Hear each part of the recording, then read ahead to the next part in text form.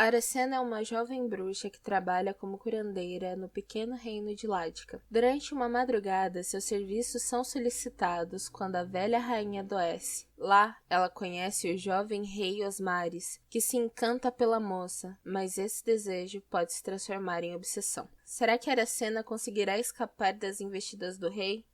Oi, eu sou a Carol, esse é o Chá da Tarde e o livro de hoje é A Bruxa de Ládica. Antes de começar a resenha, eu gostaria de avisar que nós temos gatilho para estupro durante essa história e talvez sobre violência extrema, mas as cenas de violência ficarão menos gráficas que o estupro. Então, se você tem sensibilidade a algum desses temas, por favor, não leia. E aproveitando o gancho, eu gostaria de pedir aos autores que pretendem me mandar textos que, por favor, sinalizem, não para mim, mas no próprio Wattpad, no próprio site, porque eu acho que eles têm ferramentas para isso. Ládica é um dos poucos reinos onde bruxos e pessoas normais podem viver tranquilamente uns com os outros. Os bruxos são respeitados como seres humanos e muitos deles oferecem serviços àquela comunidade.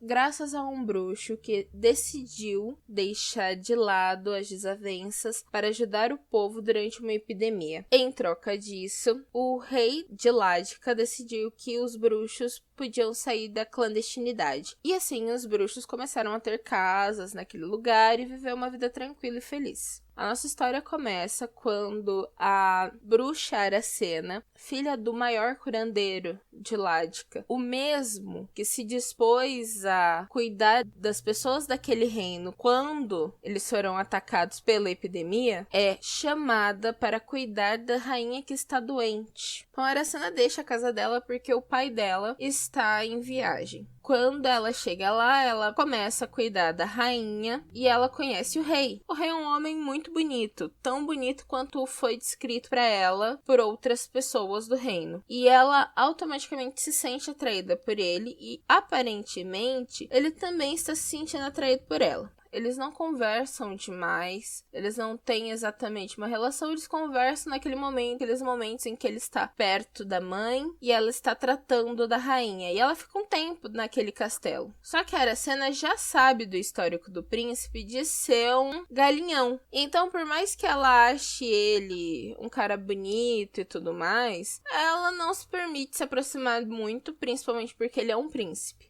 Quem disse que o príncipe vai respeitar o fato dela não querer se aproximar muito dele? Na primeira oportunidade que ele encontra, ele chama ela para dar uma volta ao pôr do sol a cavalo. Então eles pegam os cavalos ali do reino e saem juntos, conversando. O clima entre eles é muito bom. Quando eles se aproximam de uma gruta, eles descem dos cavalos, andam por ali e o príncipe acaba beijando a Aracena, que corresponde a esse beijo.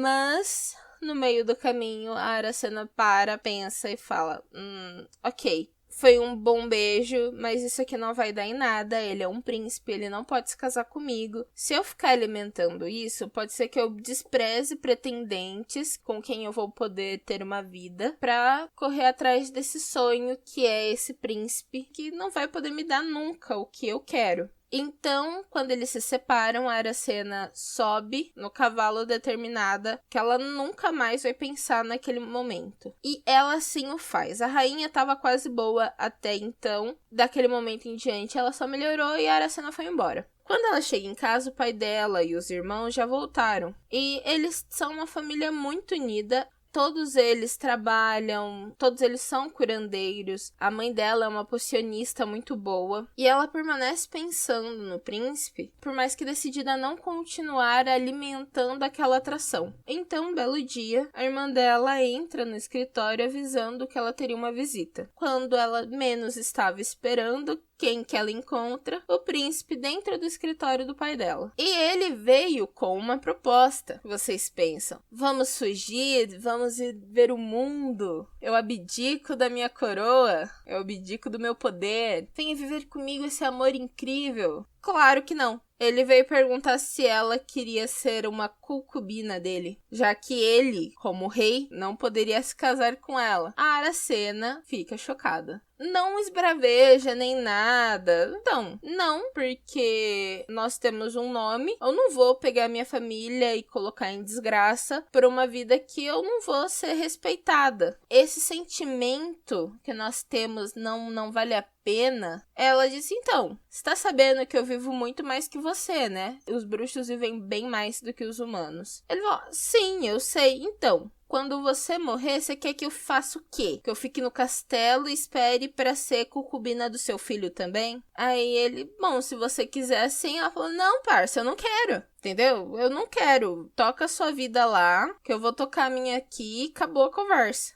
O rei sai de lá contrariado com aquela conversa. As coisas passam. Aracena não conta pra ninguém a proposta que o rei fez. Aracena só fala que ele foi ali agradecer. E nos dias seguintes, enquanto ela tá tocando a vida dela e ajudando a planejar o casamento do primo, ela tem a sensação de que tem alguém seguindo ela. Até que uma hora, ela meio que tromba num mendigo, e quando ela encara o mendigo, é o príncipe disfarçado. Ele leva ela pra um beco pra conversar. Ela fala, cara, o que você tá fazendo? Ah, é que você tem estado muito ocupada e eu precisava te ver. Esse é o momento. Parênteses. Meninas, se alguém com quem você não tem contato constante parece saber demais da tua vida, esse cara tá te seguindo e ele é um maluco. A Aracena aparentemente não reparou nisso, porque ele fala que ela tinha estado muito ocupada e ela tá tão atordoada com o fato daquele cara aparecer na frente dela, ainda mais fantasiado de mendigo, que ela fala, não, é porque eu tô ajudando meu primo a montar as coisas pro casamento. E aí ele fala, então, eu queria saber se você não pode reconsiderar aquela proposta, eu penso muito em você e tudo mais. E aí ela fala, não vou reconsiderar. Pra mim é muito importante a possibilidade de ter uma vida, de honrar a minha família. Eu só quero trabalhar. Toca a tua vida, cara. Beleza? Não tô interessada. Ainda assim, mesmo ela sentindo alguma coisa por ele, ela tá certa de que eles não podem ter efetivamente alguma coisa, como ele mesmo já havia dito a ela. Se eles iam ter alguma coisa, não ia passar daquela relação. E, bom, nesse momento ele sai puto, extremamente contrariado com as coisas que ela falou pra ele. E ela não foi grossa em momento algum, ela só falou não. E aí ele decide que ele vai atrás da bruxa do rio, que é uma bruxa muito mais antiga do que os bruxos de Ládica, e que não é bem vista porque possivelmente faz coisas ruins. E qualquer um pode pedir alguma coisa pra ela. Então o príncipe vai atrás dela e pede uma poção. E se você quer saber do que é a poção, vai lá ler o livro, tá? Ah, meu Deus, esse livro foi muito rápido de se ler e ele foi um soco na boca do estômago que eu não sei nem descrever pra vocês. Vamos falar primeiro dos personagens. Não é um livro que trabalha muito personagens secundários. Nós temos a família da Aracena, que é bem trabalhada, mas assim, nada muito, eles são pessoas genéricas, não tem muito o que falar. São pessoas boas que não estavam esperando a rasteira que eles vão tomar. Já a Aracena, ela tem uma construção interessante. Ela é uma mulher muito doce, mas também é uma mulher muito decidida e muito altiva. E as baixas que acontecem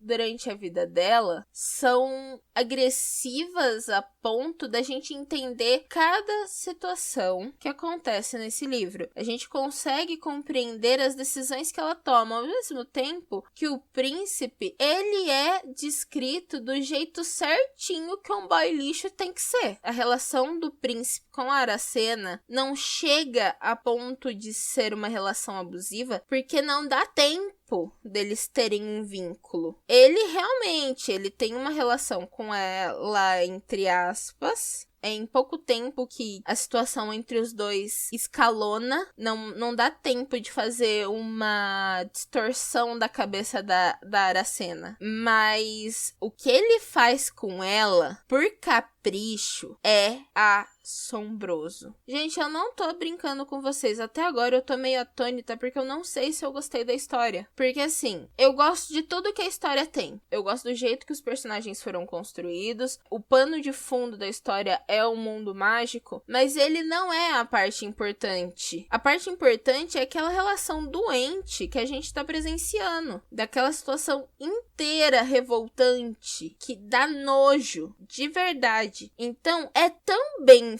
feita que eu senti tanto asco de um personagem, de uma situação, de um momento, das pessoas daquele reino, que eu até agora não sei como reagir ao final dessa história. Tá tudo certo, eu não tenho um ponto ruim pra trazer aqui pra vocês, eu não tenho. A história tá perfeita, tá escrita certinho. Até o modelo, enquanto história de Wattpad, cara, é uma história incrível. A proposta é muito boa, o jeito que tá escrito, tudo. Mas o jeito que acaba me deixou tão chocada e devastada que eu tô aqui, parada. Faz mais de 2 horas que eu terminei de ler o livro e eu ainda não sei o que descrever se eu gostei. O que eu tô sentindo, se eu gostei ou não. A única coisa que eu posso falar é: foi um murro na cara. Foi só um murro na cara. Bom, é isso, gente. Se você também tem uma história que vai me dar um murro na cara, por favor, mande pra mim que eu vou ler, vou conversar com você e vou fazer um podcast sobre a sua história. As redes sociais do canal estão aqui embaixo na descrição. Por favor, sigam principalmente no Instagram, porque lá é o lugar mais fácil para eu comunicar vocês sobre coisas que acontecerão no canal. E também para vocês verem os desenhos que eu faço sobre o livro que eu estou lendo. É importante falar que eu recebo livros tanto no Instagram quanto pelo e-mail. E agora, como eu falei na resenha passada, eu não estarei mais recebendo textos pelo meu Facebook pessoal. Então, eu abri uma página pro Chá da Tarde lá no Facebook. Se vocês quiserem mandar textos, mandem por lá, tudo bem? Curte, comenta, compartilhe. Ativa o sininho. Se você tem algum amigo que vive reclamando pra você que ninguém lê a história dele ou lê e fala que tá legal, manda o Chá da Tarde pra ele. Não esquece de deixar a tua xícara na pia. Um beijo, tchau!